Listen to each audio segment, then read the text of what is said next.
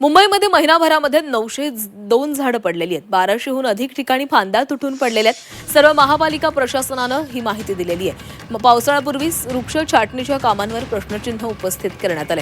मुंबई महिनाभरामध्ये 902 झाडं उन्मळून पडली आहेत, तर 1251 फांद्या तुटून पडल्याची माहिती मुंबई महापालिका प्रशासनानं जाहीर केलेली आहे. महानगरपालिका क्षेत्रामध्ये 367 झाडं उन्मळून पडली आहेत, तर खासगी क्षेत्रामध्ये 524 झाडं पडली आहेत. त्यामुळे झाडांच्या फांद्या छाटणीच्या कामाबाबत प्रश्नचिन्ह उपस्थित होऊ लागले. यावर्षी पावसाळ्यामध्ये झाड अंगावर पडून तिघांचा मृत्यू झाला, तर चेंबूर येथील दुर्घटनेमध्ये शाळेच्या बसवर झाड पडून एका शाळकरी मुलाचा जीव गेला. त्यामुळे पालिका प्रशासनावर मोठ्या प्रमाणावर टीका होत आहे. या प्रकरणी तयार करण्यात आलेल्या चौकशी अहवालात अधिकाऱ्यांना निर्दोष सोडल्यावरून सत्ताधाऱ्यांनीच प्रशासनाचा अहवाल फेटाळलाय. त्यामुळे झाडं आणि फांद्या पडण्याच्या दुर्घटनांचं गांभीर्य वाढलेलं आहे.